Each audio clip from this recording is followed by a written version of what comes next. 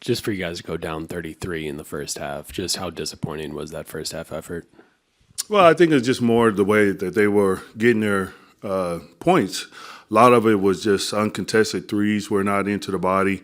We were not physical enough with their screening, with our switches, and but at halftime, I showed probably more clips than I usually show, and just areas where we can respond. Sometimes as a coach, you can come in and you can go bonkers, but I also believe you got to show them the areas that we got to improve on, and they responded. I thought we had a really good second half. Again, we dug ourselves. It's 2 games in a row where we dug ourselves in the hole, but I liked we put some guys out there and in the second half, and especially some of our young guys, and I thought we competed and we gave ourselves a chance to get back in the game. But we got to make our corrections. It's a long season. We'll get back in the drawing in the lab tomorrow, and find ways that we can get better. Is there a trend line you see in these last 2 first halves at all? Like the fact that you've come out to slow starts defensively or low energy or whatever you want to say? No, I think every game is different. Again, I thought tonight was just we just came back out, and as far as personnel driven, the first play we gave Markin a 3. We got a press up on him, and it kind of went downhill from there. So, but again, I thought we made our corrections in the second half, and I think rebounding in the first half was an issue. We couldn't rebound for whatever reason. Long rebounds, long threes. We got to get to the elbows. Can't leak out. We also have to find a body. We got to crack somebody and then go pursue. But I think the second half we only gave up. I may be wrong. I have to go back and look at it. But I think we only gave up 1 or 2 offensive rebounds in the second half. So again, it was a tale of 2 games or 2 halves. But I thought.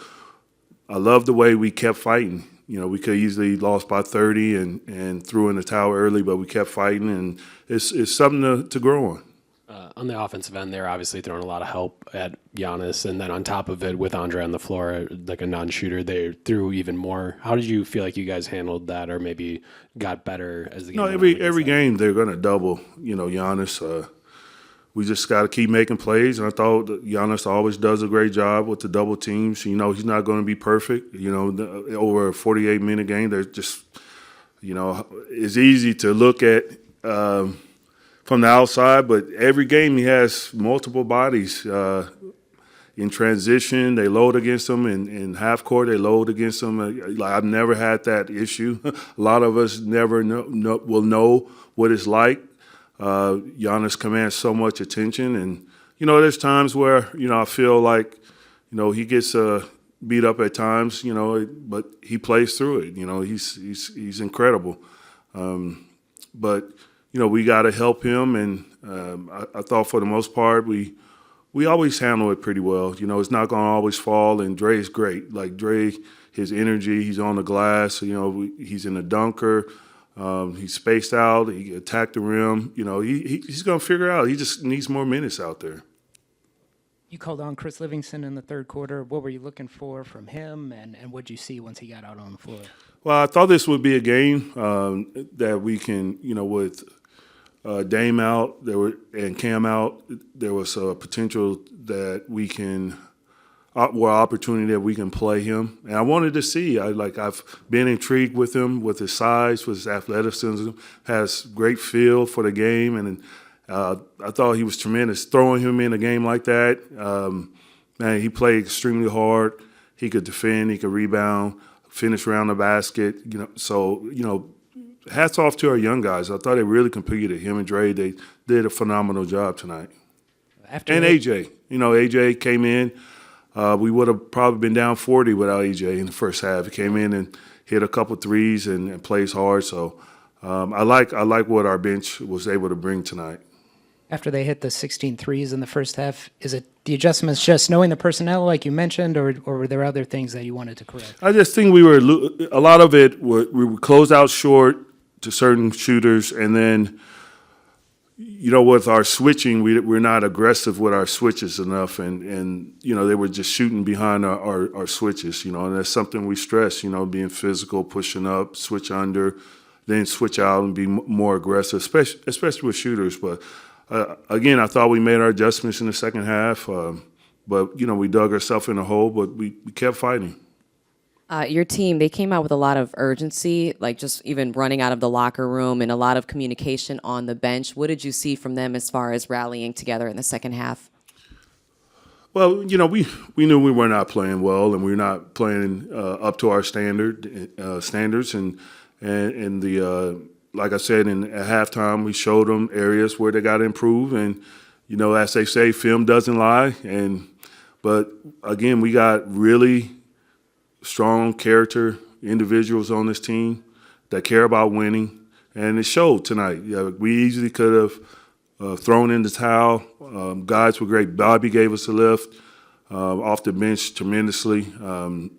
Everyone in that second half, I thought we switched, flipped it a little bit as far as our energy and effort, and we made it a ball game. But again, you can't in the NBA, you just can't dig yourself in a hole like that, and then you got to play extremely hard and exert a lot of energy just to try to get back into the game. So it's it's the lessons that we have to learn, and winning it takes what it takes. I don't make the rules; winning makes the rules, and we got to continue to find ways to get better. But the second half was something to grow on.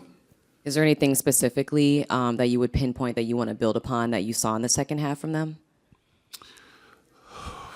Well, again, I think we're better with our switches. We're pressing up, pushing up. We're communicating. I hear guys talking, pointing, talking in the huddles, talking on the floor with our coverages. I saw guys finding bodies when the shot was taken, cracking, pursuing the ball, limiting them to one shot. We were doing all the things in the second half that goes into competing, goes into winning.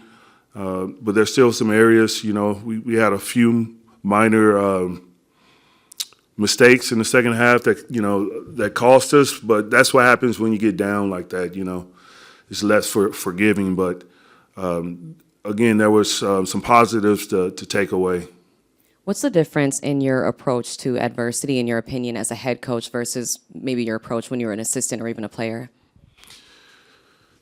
Well, adversity is going to come. It's just how you respond, and you could use it as a tool to get better. We got faced the last couple of games with different challenges. We look at the film and okay, how can we get better? And we can go out and teach them. Get better with our drills, get better with our practices, get better with our communication, get better with our coverages, and get better with our execution in the game. So it's still a long season. We got a lot of games to play. We just got to continue to focus on the things that go into winning. And for the most part, it's always going to be controllables. Boxing out, fundamentals. Offense, screening area, angles, and executing. It's just you control what you can control. And that's my biggest thing, my biggest message to them. You can always control your effort, your attitude, and our execution out there. Thank you.